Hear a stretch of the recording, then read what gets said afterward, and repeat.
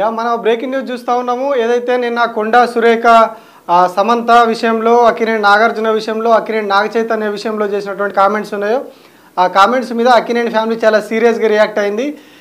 ఏకంగా కొండా సురేఖ మీద పరువు నష్టం కేసుతో పాటు క్రిమినల్ కేసు కూడా నమోదు చేసింది. నాంపల్లి కోర్టులో వీళ్ళు పిటిషన్ ఫైల్ చేసిర్రు. ఇవాళ అక్కినేని నాగార్జున స్వయంగా ఈ పిటిషన్ ఫైల్ చేసిర్రు. కొండా సురేఖ పైన నాంపల్లి కోర్టులో పిటిషన్ వేసిర్రు. ఆమె పైన కఠిన చర్యలు తీసుకోవాలని చెప్పేసి కూడా ఆయన కోరడం జరిగింది. నిన్న ఆయన ఇక్కడ అందుబాటులో లేకపోవడం వల్ల, వైజాగ్లోనే ఎక్కడో వేరే పనిలో ఉండడం వల్ల చేయలేదని చెప్పారు. ఇవాళ హైదరాబాద్ రాగానే వెళ్ళి కోర్టులో పిటిషన్ ఫైల్ చేశారు. కొండా సురేఖ మీద కఠినంగా చర్యలు తీసుకోవాలని అయితే వాళ్ళు కోరడం జరిగింది. అందులో ఏవైతే నిన్న కొండా సురేఖ చేసిన వ్యాఖ్యలు ఉన్నాయో, సమంతకు నాగ చైతన్యకు విడాకులు కావడానికి కేటీఆర్ కారణం అంటూ ఇంకా చాలా వ్యాఖ్యలు చేశారు ఆమె. ఈ వ్యాఖ్యలన్నిటి మీద వ్యాఖ్యలన్నిటినీ కూడా క్లియర్ కట్గా వాళ్ళు ఆ పిటిషన్లో పేర్కొన్నారు. కొండా సురేఖ ఏవైతే మాట్లాడిందో ఆ మాటల్ని పొల్లు పోకుండా తెలుగులో అలాగే ఇంగ్లీష్లో కూడా ట్రాన్స్లేట్ చేసి ఆ పిటిషన్లో వాళ్ళు పొందుపరిచి ఆ కోర్టుకు అందజేసిరు. ఈ ఏదైతే మా కుటుంబం, ఏదైతే అక్కినేని నాగార్జున కుటుంబం ఉందో, మా కుటుంబం సమాజంలో ఒక మంచి రెప్యుటేషన్ ఉన్న కుటుంబము. సినిమా రంగంలో తరతరాలుగా మా తండ్రి నుంచి మేము సినిమా రంగంలో ఉన్నాము. సినిమా రంగంలో చాలా జాతీయ అంతర్జాతీయ అవార్డులు అందుకొని వందలాది సినిమాలు చేసిన కుటుంబం మాది. అట్లాంటి కుటుంబం మీద వీళ్ళు కావలసుకొని మా మీద బురద జల్లడం ద్వారా వాళ్ళు పేరు సంపాదించుకోవాలని, పబ్లిక్లో కనిపించాలని చెప్పేసి ఇట్లాంటి వ్యాఖ్యలు చేసారు మా మీద దురుద్దేశపూర్వకంగా అని చెప్పేసి వాళ్ళు పిటిషన్లో పేర్కోవడం జరిగింది. సో ఒకసారి అది కూడా చూద్దాము. ఏం చెప్పారంటే ఇందులో వీళ్ళు వాటన్నిటిని ప్రస్తావిస్తూ, it is respectfully submitted that complaint was shocked to see clips of that defamatory statement being widely published and circulated on various social media platforms including YouTube, Facebook, Twitter and WhatsApp.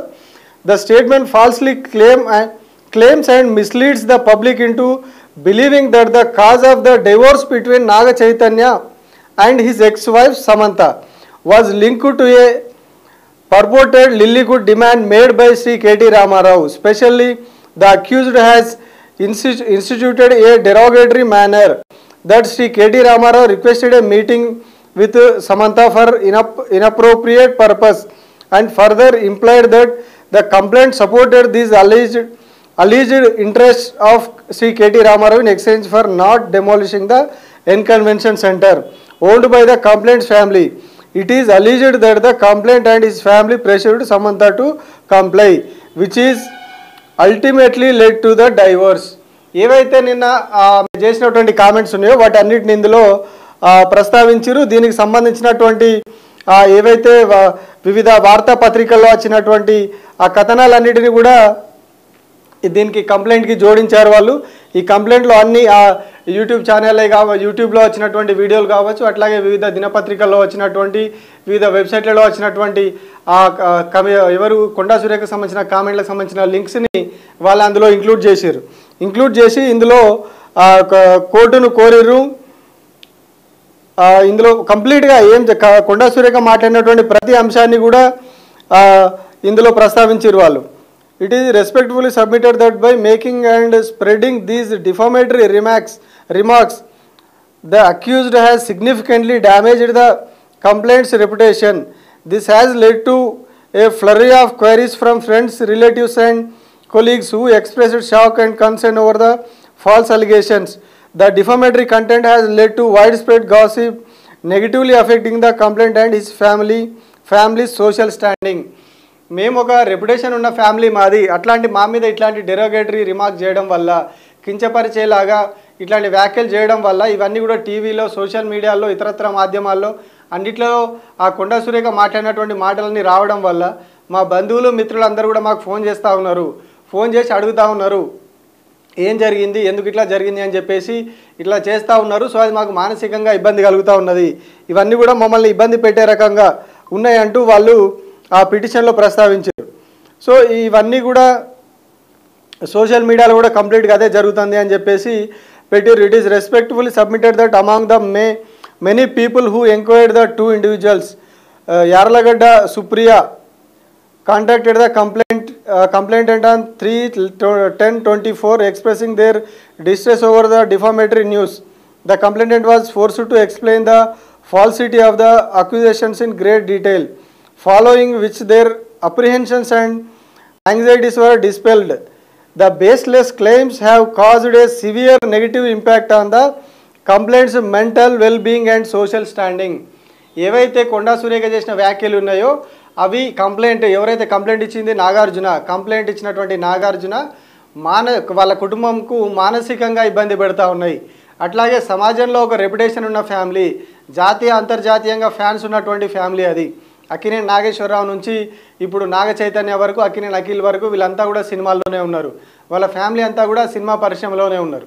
ఇట్లాంటి వాళ్ళందరూ కూడా అంత reputation ఉన్న family మీద ఇట్లాంటి వ్యాఖ్యలు చేయడం వల్ల మేము మానసికంగా చాలా కుంగిపోయినాం, మానసికంగా ఇప్పుడు ఇబ్బంది పడే పరిస్థితి వచ్చింది. బంధువులు చుట్టాలందరూ కూడా అడుగుతూ ఉన్నారు ఏంది ఇదంతా అని చెప్పేసి.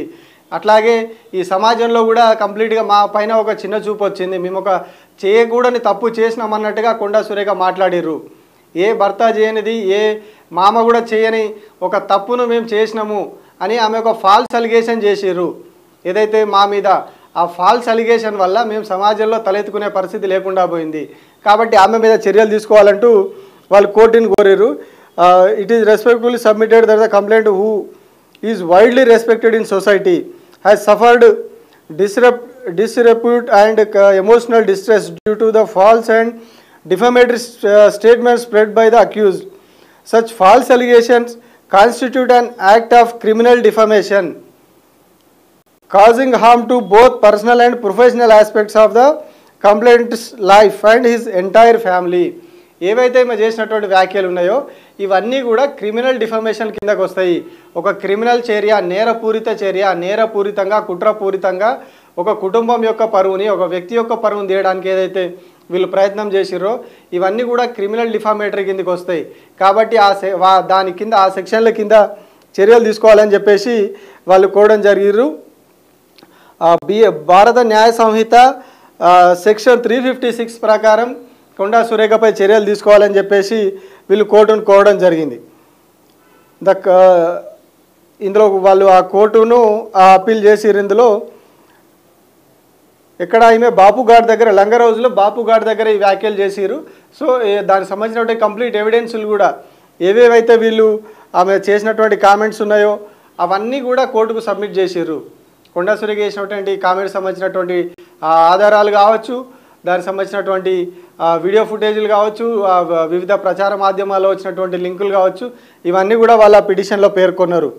సో వీళ్ళు కోరుతున్నది ఏంటి అంటే కోర్టుని, therefore it is humbly prayed that the honorable court may be pleased to take cognizance of the case of offence punishable under section 356 of BNS and punish the accused as per law, the interest of justice and in the circumstances of the case.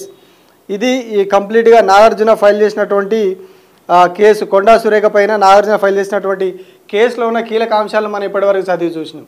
కంప్లీట్గా ఏదైతే ఒక family పైన పనిగట్టుకుని ఒక నీచమైన ఆరోపణ చేసి కంప్లీట్గా సినిమా ఇండస్ట్రీలో ఉన్నటువంటి వాళ్ళ మీద ముఖ్యంగా సినిమా ఇండస్ట్రీలో ఉన్నటువంటి మహిళలు ఇలా ఉంటారా అనే ఒక చర్చ జరిగేలాగా మాట్లాడడం, అట్లాగే భర్తగా ఉన్నటువంటి వ్యక్తి, మామగా ఉన్నటువంటి వ్యక్తి ఇంత నీచమైన పని చేశారా అన్న చర్చ జరిగేలాగా కొండా సురేఖ మాట్లాడడం కూడా ఇదంతా కూడా మా కుటుంబం పరువు పోయేలాగా ఉంది.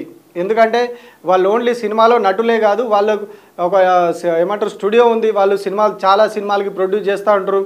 ఒక బ్యానర్ ఉంది వాళ్ళకి, అన్నపూర్ణ స్టూడియో పెట్టి చాలా సినిమాలను నిర్మిస్తూ ఉంటారు వాళ్ళు. సో అట్లాంటి ఒక పెద్ద ఫ్యామిలీ, జాతీయ అంతర్జాతీయ స్థాయిలో గుర్తింపు ఉన్న ఫ్యామిలీ మీద ఇట్లాంటి వ్యాఖ్యలు చేయడం అనేది కరెక్ట్ కాదు అని చెప్పేసి వాళ్ళు వెంటనే నిన్న ఘటన జరిగింది, నిన్న జరిగిన వెంటనే ఇవాళ వచ్చేసి వాళ్ళు డిఫామేషన్ కేసు ఫైల్ చేసిర్రు. అయితే ఇవాళ పొద్దున కొండా సురేఖ క్షమాపణలు చెప్తున్నట్టుగా ఒక వీడియో సర్క్యులేట్ అవుతా ఉన్నది సోషల్ మీడియాలో. కానీ అందులో ఏం చెప్పారంటే నిన్న ఆమె మాట్లాడుతా పర్టికులర్గా సమంత పేరు తీసుకున్నారు, నాగార్జున పేరు తీసుకున్నారు, అట్లాగే నాగ చైతన్య పేరు తీసుకున్నారు. వీళ్ళు బలవంతం చేశారు ఆమెని అది ఇది అని చెప్పేసి అక్కడికి వెళ్ళాలన్నట్టుగా అది ఇది అని చెప్పి నిన్న మాట్లాడారు. బట్ ఇవాళ వచ్చేసరికి ఆమె ఎక్కడ క్షమాపణలు చెప్పారు, ఏం చెప్పారు? ఇవాళ ఆమె మాట్లాడింది ఏంది, జస్ట్ నేను కేటీఆర్ పైన చేసినటువంటి వ్యాఖ్యల నేపథ్యంలో ఎవరి మనసు అయినా నొచ్చుకొని ఉంటే, ఎవరికైనా ఇబ్బంది కలిగించినట్టుగా ఉంటే, ఎవరినైనా కించపరిచినట్టుగా ఉంటే దానికి క్షమాపణలు అన్నట్టుగా ఆమె మాట్లాడుకుంటూ వచ్చారు. సో అంటే నిన్న పర్టికులర్గా పేర్లు తీసుకొని వీళ్ళు వీళ్ళు వీళ్ళు అని చెప్పేసి సెలబ్రిటీల పేర్లు తీసుకొని ఒక సంచలనం క్రియేట్ చేసి కంప్లీట్గా న్యూస్లో ఉండేలాగా ఇతరత్ర అంశాలన్నీ డైవర్ట్ అయ్యి కేవలం దీని మీద ఫోకస్ అయ్యేలాగా ఒక డెరాగేటరీగా అంటే ఒక కించపరిచేలాగా ఒక ఫ్యామిలీని, ఒక ఉన్నత స్థాయిలో ఉన్నటువంటి ఫ్యామిలీని కించపరిచేలాగా ఆమె నిన్న మాట్లాడారు. నాగ చైతన్య పేరు తీసుకొని, సమంత పేరు తీసుకొని, నాగార్జున పేరు తీసుకొని, కేటీఆర్ పేరు కూడా తీసుకొని. కానీ వాళ్ళు వచ్చేసరికి నేను కేటీఆర్కు క్షమాపణలు చెప్పాను, కేటీఆరే నాకు క్షమాపణలు చెప్పాలని అంటున్నారు.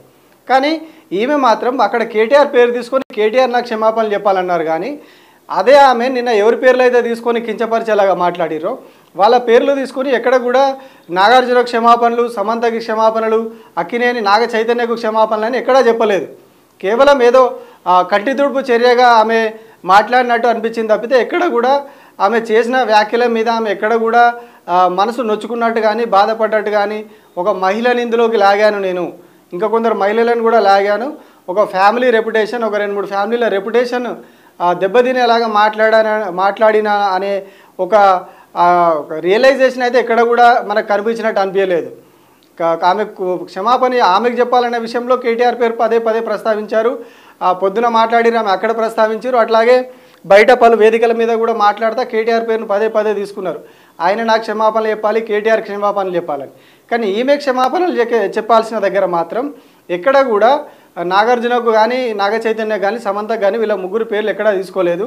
వాళ్ళ ముగ్గురు పేర్లు తీసుకొని ప్రత్యేకించి క్షమాపణలు చెప్పలేదు.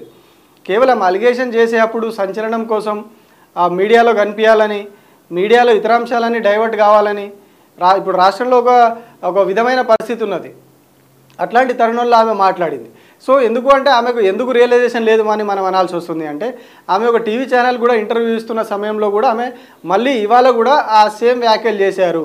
ఏవైతే సమంత జరిగినటువంటి నిన్న ఆమె ఏదైతే కామెంట్స్ చేసిర్రో, నాగార్జున నాగ చైతన్య ఆమె పైన ఒత్తిడి తీసుకొచ్చిర్రు అని చెప్పి అవే వ్యాఖ్యలు ఆమె మళ్ళొకసారి చేసిర్రు. ఏమని, ఇవన్నీ కూడా సమంతకు ఇట్లా అన్యాయం జరిగింది అని చెప్పేసి నాకు తెలిసింది, ఇండస్ట్రీ వర్గాలు నాకు చెప్పినాయి, సమంత చెప్పుకోలేదు కాబట్టి నేను చెప్తున్నాను, నాకు తెలిసింది కాబట్టి నేను చెప్తున్నాను అన్నట్టుగా ఆమె మాట్లాడారు. కానీ నిన్ననే సమంత కూడా క్లారిటీ ఇచ్చేసింది దీని మీద.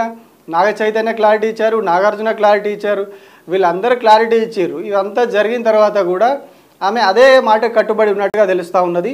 దానికి సంబంధించినటువంటి ఒక వీడియో కూడా సోషల్ మీడియాలో విపరీతంగా సర్క్యులేట్ అవుతూ ఉన్నది. ఆమె క్లియర్ కట్గా చెప్తా ఉన్నారు, నాకు సమాచారం ఉంది, ఆమె ఇట్లా జరిగింది అని చెప్పి ఆమె పదే పదే చెప్తున్నారు. అంటే ఎక్కడ కూడా ఆమెకు రిగ్రెట్ లేదు, నేను ఒక మహిళ విషయంలో ఇట్లా మాట్లాడుతున్నాను, మహిళని కించపరిచేలాగా, మహిళని ఇబ్బంది పరిచేలాగా, తోటి మహిళను అనే ఎక్కడ కూడా ఆమెకు రియలైజేషన్ కనిపించట్లేదు ఆమె మాటల్లో. పదే పదే మళ్ళీ వాళ్ళ కించపరిచే విషయంలో మాత్రం వాళ్ళ పేర్లు తీసుకుంటున్నారు తప్పితే క్షమాపణలు చెప్పే విషయంలో మాత్రం ఎక్కడా కూడా వాళ్ళ పేర్లు తీసుకొని క్షమాపణలు చెప్పడం లేదు. ఇప్పుడు ఎందుకు ఇంత పెద్ద ఇష్యూ జరుగుతూ ఉన్నది, కంప్లీట్గా టోటల్ టాలీవుడ్ మొత్తం కూడా దీన్ని ఖండిస్తూ ఉన్నది. కంప్లీట్గా టాప్ నటులు ఎవరైతే ఉన్నారో అందరూ కూడా, చిన్న స్థాయి నటులు, కొత్త నటుల వరకు ప్రతి ఒక్కరు కూడా కొండా సురేఖ వ్యాఖ్యలను ఖండిస్తూ సోషల్ మీడియాలో పోస్టులు పెడతా ఉన్నారు. మహేష్ బాబు పెట్టాడు, చిరంజీవి పెట్టాడు, జూనియర్ ఎన్టీఆర్, ఇట్లా ప్రతి ఒక్కరు ప్రతి సినిమాకి సంబంధించినటువంటి వివిధ విభాగాల్లో ఉన్న ప్రతి ఒక్కరు, నటులే కాదు సాంకేతిక వర్గానికి సంబంధించిన వాళ్ళు, దర్శకులు, ఇట్లా ప్రతి ఒక్కరు కూడా టాలీవుడ్ నుంచి అటు బాలీవుడ్ నుంచి ఇటు నేషనల్ మీడియా ప్రతి ఒక్కరు కూడా కొండా సురేఖ వ్యాఖ్యలను తప్పుపడుతూ ఉన్నారు. కానీ ఆమె ఎక్కడ కూడా నేను తప్పు చేసినా సరే, ఒక మాట ఏదో ఆవేశంలో అన్నాను, తప్పు దారిలో ఒక మాట వచ్చింది, దాన్ని నేను వెనక్కి తీసుకుంటున్నాను, వీళ్ళ పేర్లు తీసుకొని నాగార్జున, సమంత, నాగ చైతన్య పేర్లు తీసుకొని నేను వీళ్ళకి క్షమాపణలు చెప్తున్నా అని చెప్పి ఆమె ఎక్కడా చెప్పట్లేదు. ఎందుకు అంటే ఇదంతా కూడా చూస్తే ఏమనిపిస్తుంది అంటే ఆమె కావలసుకునే మాటలు చేశారు. అంటే సంచలనం కావాలి, రాష్ట్రంలో ఒక సంచలనంగా మారాలి, ఈ ఇష్యూ అనేది కంప్లీట్గా మీడియా అంతా దీని మీదే ఉండాలి, ఇతర అంశాలన్నీ కూడా డైవర్ట్ కావాలి. ఏవైతే రాష్ట్రంలో ఇప్పుడు ఒకవైపు హైడ్రా ఇష్యూ నడుస్తూ ఉన్నది, ఒకవైపు మూసి పరివాహక ప్రాంతాల్లో జరుగుతున్నటువంటి కూల్చివేతలు కావచ్చు, హైడ్రా పేరుతో జరుగుతున్న కూల్చివేతలు, ఇతరత్ర చాలా అంశాలు ఉన్నాయి ఇప్పుడు రాష్ట్రంలో ప్రజలకు సంబంధించి, ప్రజలు పడుతున్న ఇబ్బందులకు సంబంధించి.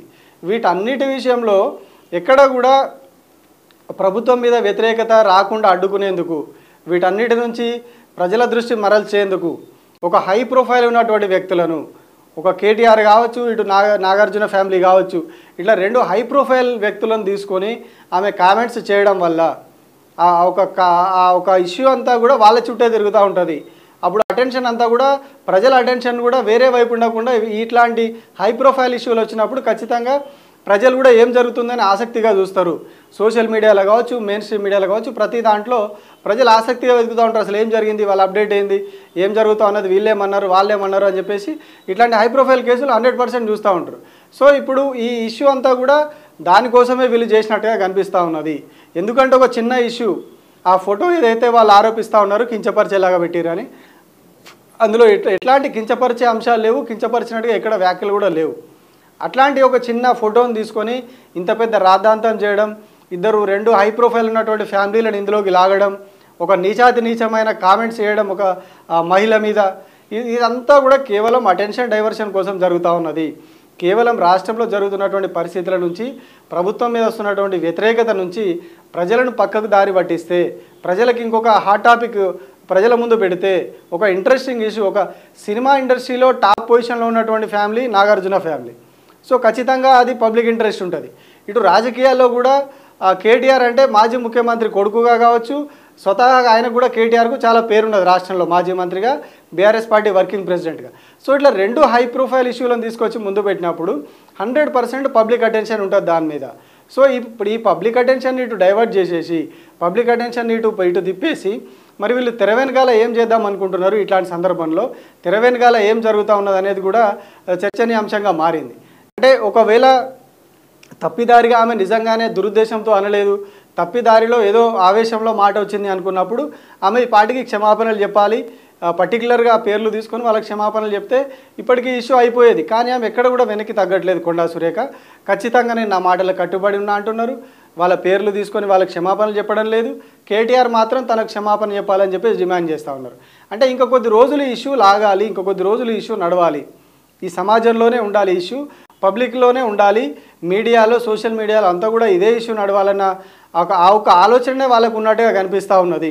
కావాల్సుకునే అందుకే దీని మీద మళ్ళీ స్టేట్మెంట్లు ఇవ్వడం, కేటీఆర్ విషయంలో కానీ ఇట్లా ఇతరత్ర అంశాల్లో కానీ మళ్ళీ మాట్లాడడం అనేది కూడా ఇదంతా కూడా కేవలం అటెన్షన్ డైవర్షన్ కోసము కావాల్సుకొని ఇంకా కొద్ది రోజులు ఇష్యూను లాగేలాగా. అంటే ఒక వారం 10 రోజులు ఇష్యూ నడిస్తే గతంలో నడిచినటువంటి ఒక కీలకంగా నడిచినటువంటి హైడ్రా ఇష్యూ కావచ్చు, ఇతరత్ర ఇష్యూలు కావచ్చు, త్వరలో ఎమ్మెల్యేల అనర్హతకు సంబంధించినటువంటి పిటిషన్ మీద కూడా కోర్టు అదే స్పీకర్ ఆ నిర్ణయం తీసుకోవాల్సి ఉన్నది. 9వ తారీఖు నాడు ఆ నిర్ణయం రావాల్సి ఉన్నది. సో ఇట్లాంటివన్నీ ఉన్నాయి. ఇట్లాంటి తరుణంలో 9వ తారీఖు నాడు వాళ్ళ మీద అనర్హత వేటు పడితే చాలా దారుణంగా ఉంటుంది పరిస్థితి. ఆల్రెడీ ఇవాళ అసెంబ్లీ సెక్రటరీ హైకోర్టులో కౌంటర్ పిటిషన్ వేసిండు. ఏదైతే మొన్న సింగిల్ బెంచ్ జడ్జి ఇచ్చినటువంటి తీర్పు ఉన్నదో, 4 ఆర్డర్స్ ఉన్నాయో, 20 రోజుల లోపల 4 వారాల లోపల నిర్ణయం తీసుకోవాలని, ఈ 9వ తారీఖు తోటి ఆ 4 వారాల గడువు అయిపోతూ ఉన్నది. సో 9వ తేదీ లోపల స్పీకర్ ఏదో ఒక నిర్ణయం తీసుకోవాలి ఎమ్మెల్యేల అనర్హత విషయంలో. సో అది కూడా ఖచ్చితంగా ఇప్పుడు ఉన్నటువంటి పరిస్థితులు చూస్తే ఆ ముగ్గురి మీద, తెల్లం వెంకట్రావు మీద, కడియం శ్రీహరి మీద, దానం నాగేందర్ మీద అనర్హత వేడు పడే అవకాశాలు కనిపిస్తూ ఉన్నాయి. అదే జరిగితే కాంగ్రెస్ పార్టీకి చాలా చెడ్డ పేరు ఉంటుంది ఇప్పుడు. ఎందుకంటే ఎమ్మెల్యేలను లాక్కపోయి అది కోర్టు వరకు వెళ్ళి మళ్ళీ స్పీకర్ వాళ్ళ మీద అనర్హత వేటు వేయడం, కోర్టు తిట్టడం, ఇదంతా కూడా ప్రభుత్వానికి ఒక ఇబ్బంది పెట్టే అంశం అవుతుంది. మళ్ళీ ఉప ఎన్నికలు ఈ సమయంలో ఇట్లాంటి ఏదైతే హైడ్రా, మూసి, ఇవన్నీ కూడా ప్రజల నుంచి వ్యతిరేకత వస్తున్నటువంటి అంశాలు, ఇవన్నీ కూడా ప్రభుత్వానికి ఇబ్బందిగా మారుతాయి ముందు. ఖచ్చితంగా ఎమ్మెల్యేల మీద అనర్హత వేటు పడే అవకాశాలే ఉన్నాయి. సో అక్కడికి పోతే ఇవాళ కూడా జరిగింది ఏంటి అంటే, సింగిల్ బెంచ్ ఇచ్చినటువంటి ఆర్డర్స్ని స్టే విధించాలని చెప్పేసి డివిజన్ బెంచ్కి వెళ్ళిండు అసెంబ్లీ సెక్రటరీ. డివిజన్ బెంచ్కి వెళ్తే డివిజన్ బెంచ్ మీ స్టే ఇవ్వలేమని చెప్పేసి క్లియర్ కట్గా చెప్పేసింది. సో ఇప్పుడు ఖచ్చితంగా 9వ తారీఖు లోపల దాని మీద ఏదో ఒక నిర్ణయం చెప్పాలి. సో ఇవాళ కోర్టులో ఎదురు దెబ్బ తగిలింది, రేపు 9వ తారీఖు నాడు కూడా ఏదో ఒక గట్టి నిర్ణయం రాబోతుంది ఎమ్మెల్యేల విషయంలో. సో ఇవన్నీ కూడా ఇప్పుడు రాజకీయంగా చాలా కీలకమైన అంశాలు జరుగుతూ ఉన్నాయి రాష్ట్రంలో. ప్రజా సమస్యలు కావచ్చు, ఎమ్మెల్యేల అనర్హత కావచ్చు, ఇవన్నిటిని కూడా ఎట్లా డైవర్ట్ చేయాలి అంటే ఇట్లాంటి ఒక హై ప్రొఫైల్ ఇష్యూని తీసుకొచ్చి ముందు పెట్టాలి. ఆ హై ప్రొఫైల్ ఇష్యూని ముందు పెట్టడం వల్ల ఈ మిగతా అంశాలన్నీ కూడా ఎక్కడికక్కడ వెళ్ళిపోతాయి. అందుకే ఎక్కడ కూడా వెనక్కి తగ్గకుండా పదే అంశాన్ని మాట్లాడుతూ దాన్ని కంప్లీట్గా ముందుకు నడిపించే ప్రయత్నం చేస్తున్నట్టుగా కనిపిస్తూ ఉన్నది. సాక్షాత్తు ఒక మంత్రి, రాష్ట్రంలో కేబినెట్లో ఉన్నటువంటి ఒక మహిళా మంత్రి ఇట్లాంటి కామెంట్స్ చేస్తే వాటి మీద ఇప్పటి వరకు రాష్ట్ర ముఖ్యమంత్రి నుంచి ఎట్లాంటి స్పందన కూడా రాలేదు. ముఖ్యమంత్రి వాళ్ళకు 2-3 ప్రోగ్రామ్స్లో కూడా పాల్గొన్నారు. ఆయన ఎక్కడ కూడా ఇప్పటి వరకు దీనికి సంబంధించి మా మంత్రి వ్యాఖ్యలు తప్పు అనో కరెక్ట్ అనో ఆమె వ్యాఖ్యలను సమర్థిస్తున్నానో లేదు ఆమె చేసింది తప్పు ఆమె మీద చర్యలు తీసుకుంటామనో ఏ స్టేట్మెంట్ కూడా ఇప్పటివరకు ఇవ్వలేదు. ఒక పార్టీ నుంచి వ్యక్తి మనం మాట్లాడినప్పుడు పార్టీ అధ్యక్షుడు ఇస్తే దానికి ఒక అథెంటిసిటీ ఉంటుంది. ఇవాళ మహేష్ కుమార్ గౌడ్ ఇచ్చిన స్టేట్మెంట్ ఇవాళ కొండా సురేఖ వ్యాఖ్యలు మేము చింతిస్తున్నాము ఇంకా కాంప్రమైజ్ అవుదామన్నట్టుగా ఆయన మాట్లాడాడు. అది పార్టీ వర్కర్ చేసినప్పుడు అక్కడి వరకు అయితే ఓకే. బట్ ఆమె ఒక మంత్రిగా ఉన్నారు కాబట్టి ప్రభుత్వ పెద్దగా ఉన్నటువంటి ముఖ్యమంత్రి ఆ వ్యాఖ్యల మీద స్పందించాలి. ఆమె చేసింది తప్పు మాట్లాడింది తప్పు అని ఏదో ఒకటి చెప్పాలి. కానీ ఇప్పటివరకు చెప్పలేదు. అంటే 100% ఆయన కూడా వాటిని సమర్థిస్తూ ఉన్నారు. ముఖ్యమంత్రి ఎవరైతే ఉన్నారో ఆయన కూడా కొండా సురేఖ చేసినటువంటి వ్యాఖ్యలను 100% సమర్థిస్తున్నారనే మనం భావించాల్సి ఉంటుంది. దీన్ని బట్టి అంటే ఇదంతా ఎందుకు అంటే మళ్ళీ అదే డైవర్షన్స్కి ఇష్యూని డైవర్ట్ చేయాలా. ఇప్పుడు ఏవైతే కీలకమైన ఇష్యూలు ఉన్నాయో ప్రజలకు సంబంధించి ప్రజల సమస్యలకు సంబంధించి ఎమ్మెల్యేలకు సంబంధించి ఇవన్నీ కూడా డైవర్ట్ అయిపోయి ఒక ఇష్యూ నడవాలా ప్రజల్లో వేరేది హై ప్రొఫైల్ ఇష్యూ. సో దానికోసమే ఇది పర్టికులర్గా తీసుకొచ్చినట్టు కనిపిస్తూ ఉన్నది తప్పితే అటు ముఖ్యమంత్రి స్పందించకపోవడం ఇటు వీళ్ళందరూ ఇట్లా చేయడం ఇవన్నీ చూస్తే ఖచ్చితంగా ఇది ఒక డైవర్షన్ కోసమే చేసినట్టే కనిపిస్తూ ఉన్నది. కానీ దీన్ని నాగార్జున ఫ్యామిలీ చాలా సీరియస్గా తీసుకున్నారు. ఆల్రెడీ నిన్ననే కేటీఆర్ కూడా లీగల్ నోటీసులు పంపించారు. నిన్న ఈవినింగే దానికి సమాధానం ఇస్తే క్షమాపణలు చెప్తేనే తాను ఊరుకుంటాను లేకుంటే డిఫమేషన్ కేసు వేస్తాను పరువు నష్టం కేసు వేస్తానని చెప్పేసి ఆయన చెప్పారు. ఆల్రెడీ నాగార్జున ఇవాళ క్రిమినల్ డిఫమేషన్ కేసు కూడా ఆయన ఫైల్ చేసిరు ఆల్రెడీ. సో ఫర్దర్గా మరి ఇప్పుడైనా కొండా సురేఖ వెనక్కి తగ్గుతారా ఏవైతే తాను చేసినటువంటి వ్యాఖ్యలు కరెక్ట్ కాదు నేను మాట్లాడినా అని చెప్పి ఆమె వెనక్కి తీసుకుంటారా అని చెప్పేది అనేది క్లారిటీ రావాల్సి ఉంది.